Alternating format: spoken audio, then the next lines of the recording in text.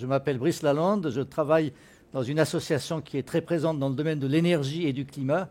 Et je suis très heureux d'être aujourd'hui avec M. Vincent Etcheber, qui représente la société Air France, qui en est le directeur ici. Et c'est d'autant plus important pour moi que, comme je lutte beaucoup je contribue à la lutte contre le changement climatique, je suis très très content de parler avec Air France, puisque maintenant ce sont les avions, c'est autour des avions. Avant, ils n'étaient pas dans la discussion parce que c'était international, donc ce n'était pas un pays, c'était international, et les Nations Unies, c'est compliqué. Et maintenant, au contraire, à l'initiative des compagnies aériennes elles-mêmes, c'est ça qui est formidable. Eh ben, est-ce que peut-être vous pourriez nous en parler? Expliquez-nous un petit peu comment vous en êtes arrivé là déjà, parce que moi, ce qui m'a frappé dans votre petite biographie, vous avez été partout, vous parlez toutes les langues. Racontez-nous un peu ça. Bonjour Brice, et bonjour à tous. Alors, il y a plusieurs choses dans votre première question. Déjà, je pense que le sujet le plus important pour tous, pour les compagnies aériennes, pour tous les citoyens, aujourd'hui, c'est clairement la transition écologique, c'est l'urgence climatique, mais pas seulement, c'est la protection de la diversité, c'est la pollution des sols, des eaux, c'est l'acidification des océans. Et donc, tous ensemble, et Air France KLM a été pionnier dans ce domaine, on doit tous se battre contre le changement climatique. Donc ça, c'est une première chose. Air France KLM, et on en est très fiers en interne, agit, parce que prendre conscience, c'est une chose, mais le plus important maintenant, c'est d'agir. Donc Air France KLM agit depuis déjà de nombreuses années. Et entre 2018 et 2011, on a déjà réduit de 20% nos émissions de dioxyde de carbone par passager. Vous avez tout à fait raison, à côté de l'engagement d'Air France KLM, qui est très important, mais pas suffisant évidemment au niveau mondial, il faut que l'industrie s'agisse aussi.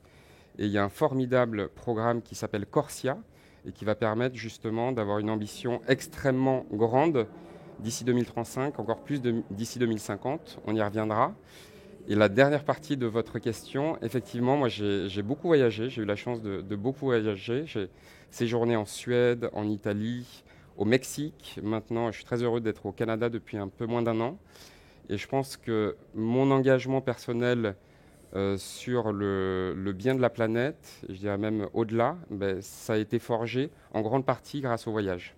Donc je ne pense pas qu'il faut mettre le voyage contre le changement climatique. Je pense qu'il faut absolument que ça aille de pair. Oui, et ça c'est vrai, moi je suis d'accord avec vous, je dois dire à titre personnel, mais en même temps je suis préoccupé parce que je vois aussi qu'il y a un mouvement pour ce qu'ils appellent le localisme. Allez, restons un petit peu entre nous, mais il y a ces mouvements qui sont même politiquement préoccupants, hein. On ne veut pas qu'il y ait trop d'étrangers, etc. On va manger des légumes du voisinage, et en même temps, quand même, on prend du thé, du café, des bananes, enfin des tas de choses qui viennent des pays tropicaux, etc. Donc il faut combiner les deux, hein. Et je pense que c'est ça qui est très important. Et ce que vous avez dit sur le fait d'avoir voyagé vous a fait connaître des réalités du monde et ensuite vous permettre de vous engager plus. Ça, c'est très très important. Le tourisme, c'est la première industrie mondiale quasiment, le tourisme. Tout à fait. Et sans l'aviation, ça n'existerait pas. Exactement. Et donc, quand on parle de l'aviation, je suppose qu'il faut avoir une vision un peu globale. Ce n'est pas uniquement la mécanique, l'avion, le moteur, c'est aussi l'incroyable impact social de l'aviation. Alors, racontez-nous un peu comment vous voyez ça, vous aussi. Quelqu'un m'a dit, vous ne pouvez pas supprimer l'aviation et les avions pour vos enfants, vos petits-enfants. Ce serait totalement ridicule. Est-ce qu'il y a des études, quelque chose qui montre l'impact total de l'extraordinaire bien qu'a apporté l'aviation? Tout à fait. Alors, je vais répondre à votre question très large en citant peut-être la première phrase d'un message interne qu'a envoyé notre nouvelle directrice générale d'Air France, qui s'appelle Anne Rigaille, qui a envoyé un message extrêmement juste sur le thème du développement durable et l'engagement d'Air France et d'Air France KLM. Et donc, ce message interne commence par la phrase suivante. « Voyager aujourd'hui pour découvrir le monde n'aurait pas de sens si les futures générations ne pourraient pas en faire autant demain. » Et je pense que ça résume exactement notre état d'esprit. Et on se bat vraiment pour un voyage plus responsable, plus durable, et ce depuis déjà quelques années. Le voyage, pour moi, et je pense en général pour Air France et pour Air France KLM, c'est porteur de valeurs de liberté, d'ouverture d'esprit. Et moi, c'est ce que j'ai vécu dans mon expérience personnelle.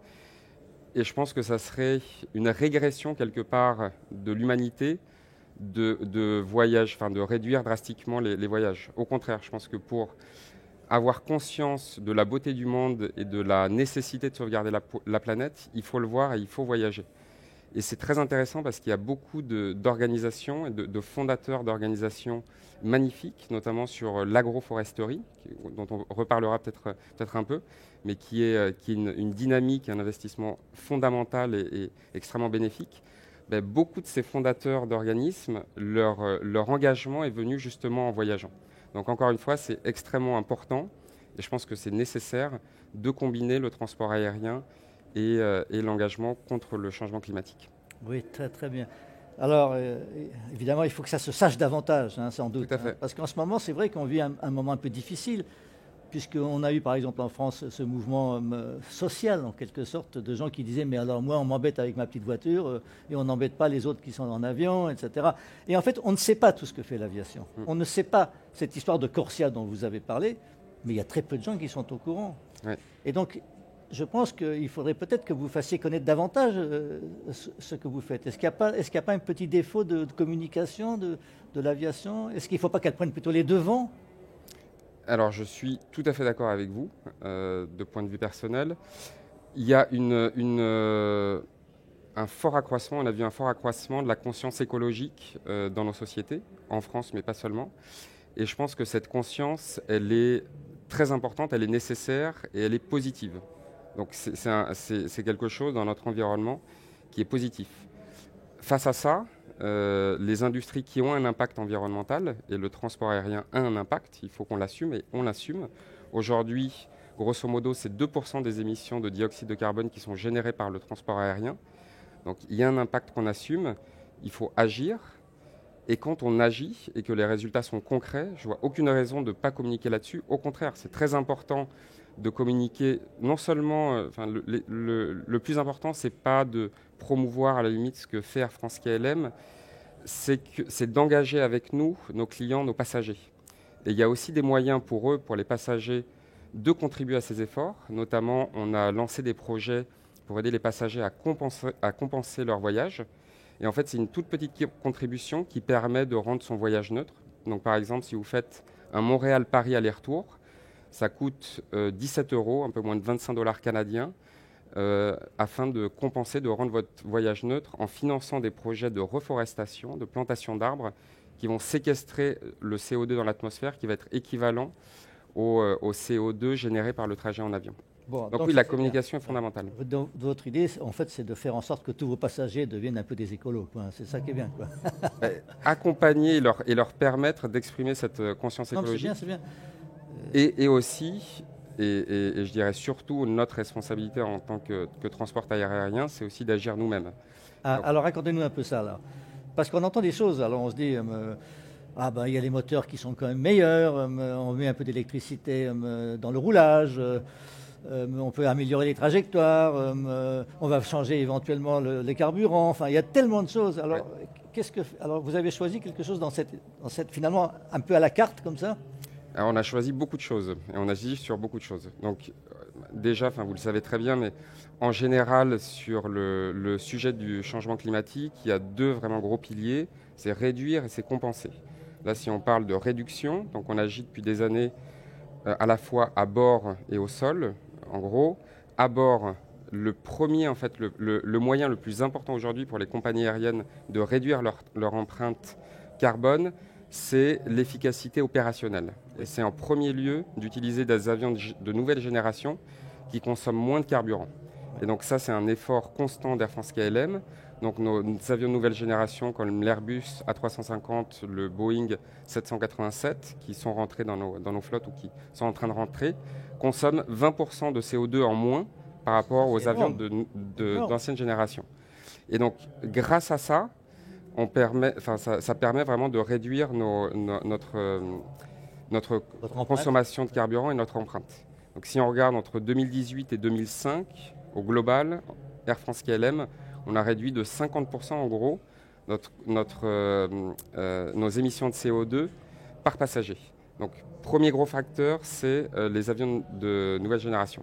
Deuxième gros facteur en vol, c'est d'avoir des avions plus légers. Alors ça se fait avec plusieurs leviers. réduire le poids des articles à bord, vaisselle, etc. Éco-conception, donc dans une logique d'économie circulaire. Après, à bord, on s'attache à avoir de la restauration responsable avec des produits d'origine responsable, du café d'origine certifiée, par exemple, sur KLM, et aussi beaucoup d'éco-pilotage. Donc, vous avez mentionné ce sujet. On est là à Moving On avec un partenaire dont on est très fier, qui s'appelle Open Airlines, qui travaille avec une des filiales d'Air France, qui s'appelle Transavia. Et en fait, c'est extrêmement intéressant. Open Airlines permet d'utiliser l'intelligence artificielle pour optimiser la trajectoire des avions, promouvoir les bonnes pratiques d'économie de fuel et ainsi permettre de réduire la consommation totale de carburant.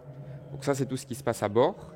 Et après, au sol, alors on est très engagé sur les véhicules électriques. Aujourd'hui, 50% de la flotte des véhicules électriques d'Air France KLM au sol qui gère les avions est électrique. À côté de ça, et très important, on a des projets de compensation. Donc, comme je le disais, côté KLM, on aide un projet au Panama pour la forêt tropicale. En fait, ce projet, il permet de réparer des sols dégradés par l'agriculture et de le retransformer en forêt tropicale. Donc, depuis le lancement du projet, côté KLM, on a planté 312 hectares de forêt tropicale grâce à ça. Et côté Air France, on a un projet tout aussi formidable qui s'appelle Trip and Tree. Trip and Tree. Exactement, et qui a permis la plantation de plus de 85 000 arbres depuis le début du programme. 85 000 arbres, bon ça c'est bien. Pour l'instant, les arbres, c'est le seul moyen de réduire, de capturer le CO2 de l'atmosphère. Donc c'est plutôt bien que l'aviation soit l'ami des arbres. Moi, je vois ça comme vraiment à l'avenir. Chaque fois qu'on prend l'avion, on va protéger la forêt. Je trouve que ce serait une très bonne chose. Alors, pour être très précis, parce qu'il faut quand même revenir sur Corsia pour que les gens le sachent, l'engagement des compagnies aériennes, c'est qu'à partir de 2020, donc c'est l'année prochaine, attention, il n'y a plus de croissance des émissions de CO2 dues à l'aviation. On en reste au niveau de 2020. Et ça, c'est très fort si vous y arrivez, parce que quand même, les prévisions d'accroissement du trafic aérien sont quand même très importantes, notamment en Asie, puis ensuite plus tard en Afrique. Tout le monde a quand même droit à avoir ses avions. Alors, c'est pas si simple, donc. Ouais. Mais vous allez pouvoir tenir ça ? C'est l'ambition et il faut qu'on y arrive. C'est sûr qu'il faut que vous y arriviez. L'avion électrique, c'est possible un jour ou quoi alors ? Parce que moi j'ai pris, Monsieur Picard, il a fait un avion électrique, mais c'est pour un seul passager, ça ne va pas. Alors, si vous me permettez, je vais revenir brièvement sur Corsia et après on va parler d'avion électrique. Corsia, c'est un programme vraiment fabuleux qu'Air France KLM a largement contribué à créer avec l'OACI, donc l'organe des Nations Unies en charge du transport aérien, et IATA. Et en gros, Corsia, c'est le secteur aérien, c'est le premier secteur économique à se doter d'un tel programme. C'est très important, on ne le sait pas, on ne communique pas assez, mais c'est vraiment un projet extrêmement important et fondamental. Alors, il y a 2 phases dans Corsia. Première phase, comme vous le disiez, à partir de 2020 jusqu'à 2035, c'est une croissance du transport aérien neutre en carbone. Donc, on n'augmente plus nos émissions, pas par passager, mais au global du transport aérien. Et pour ça, comment on fait ? On construit une référence de 2020, et d'ailleurs on est en train de travailler là-dessus, l'OACI travaille dessus depuis le 1er janvier 2019. Donc on construit une référence, et ensuite les compagnies aériennes qui sont membres de ce programme et leur gouvernement ne peuvent pas aller au-dessus de cette référence, sinon ils doivent compenser et justement financer des projets de reforestation qui vont permettre de séquestrer autant de CO2 que la différence par rapport à la référence. Ça, c'est déjà extrêmement ambitieux, mais c'est pas fini. Ensuite, il y a une deuxième phase. D'ici 2050, l'ambition, c'est de diviser par 2 les émissions de CO2 produites par le transport aérien par rapport à 2005. Donc non seulement on arrête la croissance des émissions de CO2, mais en plus, d'ici 2050, on la divise par 2. Et comment on y arrive ? Et c'est aussi les mesures que Air France KLM prend depuis déjà un certain nombre d'années, c'est de l'efficience opérationnelle, avions de nouvelle génération, c'est justement l'optimisation des routes, des trajectoires, c'est les infrastructures dans les aéroports, c'est les projets de compensation. Donc on a parlé des 2 beaux exemples d'Air France et de KLM, et c'est justement les mesures de marché, les mesures de compensation des compagnies qui iraient au-delà de cette référence de 2020. Mais donc, finalement, la réduction des émissions avant même les échéances internationales, ça devient presque un élément de la compétition entre les compagnies aériennes. Peut-être qu'un jour, on va choisir sa compagnie aérienne en fonction de ses performances écologiques. Mais je pense que ça serait positif, et je pense que c'est aussi pour ça qu'il faut plus communiquer, parce que ça doit faire partie les passagers, les clients doivent être informés, doivent pouvoir choisir aussi sur les engagements en matière d'écologie, mais aussi sociale, parce que c'est vraiment un tout évidemment. Donc ça c'est pour Corsia, pour ne pas oublier la deuxième partie de votre question, Oui, qui était sur l'avion électrique. Oui, parce que quand même on l'attend, on aimerait bien. Alors, à la fois Air France et KLM, on est évidemment très intéressés par ce sujet, pour le futur de l'aviation et de la mobilité, mais aussi justement basé sur notre engagement en matière d'écologie. Et il y a des choses très intéressantes qui se passent, évidemment. Ah. Alors, côté KLM, on vient d'annoncer il y a quelques jours que KLM allait financer le projet d'un nouvel avion. Alors, ça ne sera pas électrique, mais c'est aussi en termes de nouvelle génération et d'avions moins consommateurs de carburant. Hybride un peu. Alors, un avion qui va s'appeler Flying V, qui va avoir une forme de V, et donc les passagers vont être sur les ailes, dans les ailes, exactement. Et donc, cette nouvelle technologie, qui devrait être en place d'ici 2040, qui est développée par l'Université de technologie de Delft, aux Pays-Bas, cette technologie, elle permettra 20% d'émissions de CO2 en moins. Donc, vous voyez, toujours on continue avec cette efficacité renouvelée. Et côté Air France également, on travaille avec tous les acteurs de la filière, notamment et surtout française, pour construire l'avion vert de demain. Et notamment, on est très intéressé par le sujet de l'avion électrique. Super. Alors, il y a un élément qu'on m'a signalé qui devient de plus en plus important et qui est à l'avantage de l'avion. Alors, il y en a au moins celui-là. C'est l'espace et l'occupation de l'espace au sol. C'est que maintenant, avec toutes ces routes, ces échangeurs, les trains, les parkings, la mobilité prend une place de plus en plus grande à la surface du globe. Tout à fait. Et ça pose un problème, et les gens commencent à se préoccuper de ça. Il ne faut pas l'artificialisation des sols, etc. L'aviation, moins finalement. Et elle permet de relier, finalement, il y a même des projets de terrains d'aviation rétractables dans les îles. On déroule ça, ça flotte, et puis évidemment quand il y a la tempête, bon, tant pis. Mais voilà, donc il y a en fait pas simplement dans les modèles de choses qui volent, mais également l'empreinte au sol, les différentes manières de se connecter. Il y a quand même des tas de choses qui se préparent pour le futur de l'aviation. Utiliser l'air comme une dimension nouvelle pour la mobilité, ça permet aussi d'économiser beaucoup de surface au sol. Ça vous intéresse aussi peut-être à Air France KLM? Complètement. Déjà sur la mobilité, la réflexion, les préoccupations légitimes, mais aussi les actions concrètes qui sont prises aujourd'hui sur la mobilité durable. Je pense que Moving On, c'est un excellent exemple de ce qu'on peut faire tous ensemble, tous les acteurs de la mobilité. Donc j'en profite pour dire qu'Air France KLM est sponsor de cet événement depuis 3 ans et on en est très fiers. Et même à titre personnel, je trouve que c'est un sommet absolument passionnant parce que justement, il regroupe tous les acteurs, universités, institutions de recherche, instituts de recherche, start-up, grandes entreprises comme Air France KLM, Michelin, Thales, bien plus. Et donc c'est vraiment très précieux et je pense que c'est nécessaire parce que justement, il faut qu'on pense cette mobilité durable tous ensemble et dans notre écosystème pour trouver les solutions les plus efficaces et les plus responsables pour demain. Hier, moi, je parlais avec quelqu'un qui animait une coalition qui s'appelait Sustainable Mobility pour All. Et c'était un peu comme si finalement la mobilité, le transport, le déplacement, était un droit humain fondamental. Et ça me faisait penser à un souvenir. J'ai été ministre du président Mitterrand en France et je lui avais demandé quel était le droit le plus important. Il avait dit « aller et venir ». C'est la liberté la plus importante, c'est le droit le plus important. Alors finalement, l'aviation, avec le vélo, tout ça, ça doit se combiner.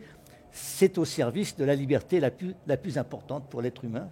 C'est exactement ce qu'on croit. C'est une liberté fondamentale de se déplacer.